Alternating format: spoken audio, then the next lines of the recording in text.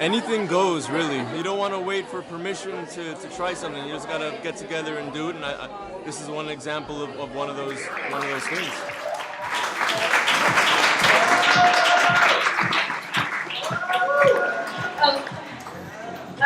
My project was on the influences of social media.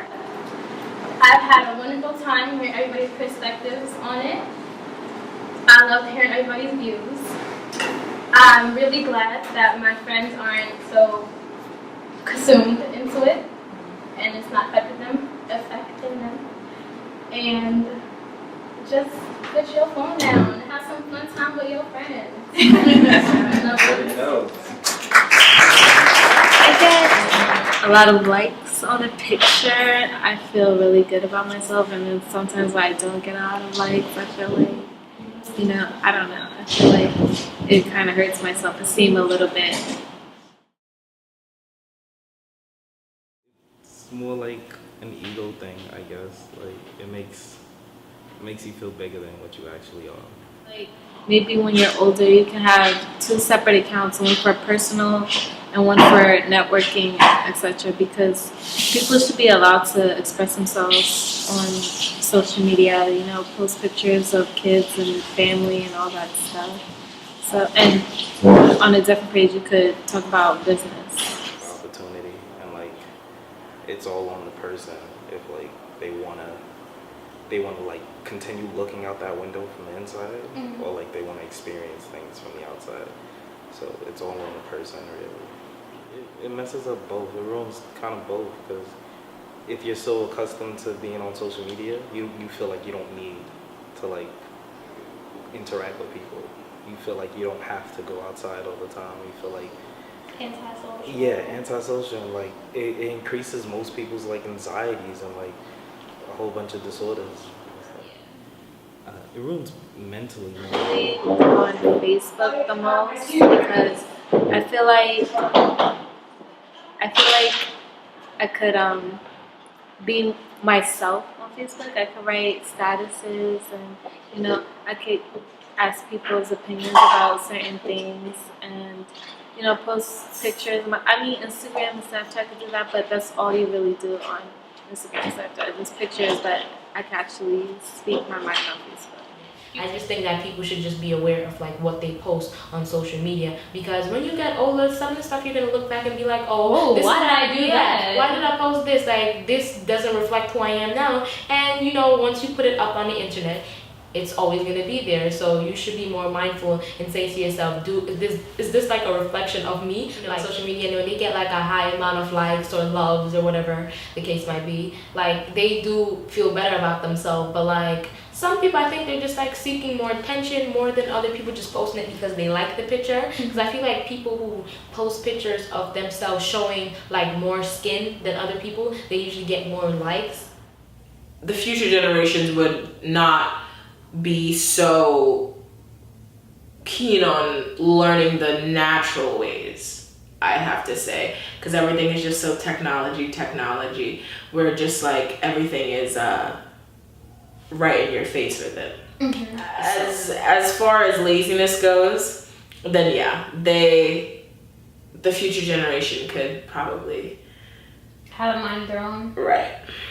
Is social media bad for young kids? Yeah, it's bad for young kids because when you're young, you don't know, you don't really have a sense of who you are, so you're looking up to pop culture to see what's the new hottest thing so you can get that same attention, like, those celebrities such as Nicki Minaj. Like, she has her boobs and her butt out most of the time. Granted, you can't tell a kid not to look at TV. Kids love TV, so they're gonna see Nicki Minaj and just be like, oh, I want that attention too. So you have 12-year-olds and like 11-year-olds wearing pom-pom shorts and like wife beaters talking about, I want that same attention too, when the only attention that she has is like being sexualized. It can alter some people's personality depending on who you are. Like, I feel like when you consume yourself into social media 24/7 throughout the day, always checking your thing, it's easy for you to lose yourself in it, because you're looking at what other people are doing and comparing their life to them, like, oh, I want to do that, into stereotypes, because, you know, most people of color believe that cultural appropriation, or like Caucasians cultural appropriating everything, and in reality it's not. You know, you just have the Kardashians, and if they like black culture and they're just following it, granted there's nothing wrong with it, but you know, don't say that you started to wear wigs, and that's why everybody's wearing wigs when we've been wearing wigs for forever. Right. So the first aspect to me is, okay, you have technology, and it's like, let me see how I can say this. Altering your personality. There's the first aspect of it is the physical being, and the second aspect of it is what you see on it. Mm-hmm. So the first one, just having it. You have your earphones in. You're just so focused on this device in front of you, you forget your surroundings. You know, people do it all the time. You're sitting in a dining room with your family. You got your phone right next to you. Dude, you have all these people to conversate with. Right, communicate. Yeah. It's helping us communicate, but then again, it's setting us back in the interaction that we can have every day with people. Yeah. You get what I'm saying? So that's the first thing, how it just kind of separates us from people. The second, though, is what it can do to your inner personality. You know, you see something on Facebook and it's like, oh, I should do this instead of this. Oh, that girl is doing that. Oh, she said that this is bad, so maybe I should think that this is bad too. You know, people don't always like to admit that they follow what they see on social media, but it happens. It happens. We've all been victim to it. Everyone. Nobody's exempt from that, because we all use social media, unless you're that much of a caveman or cavewoman. You get what I'm saying? Yeah. If you're shy and you're using social media, I guess like that'd be a good tool for you, because then you could probably boost your self-confidence. See, like Tumblr really helped me. Like I would see it, almost like wow, like this is like I never knew these things. So I guess it just helps me know more about the issues in the world.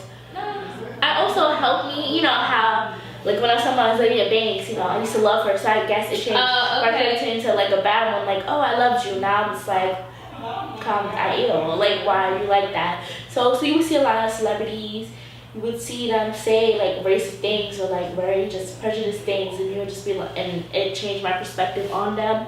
Because like with Tumblr, how it like changed, like, you know, how you said the music and things like that.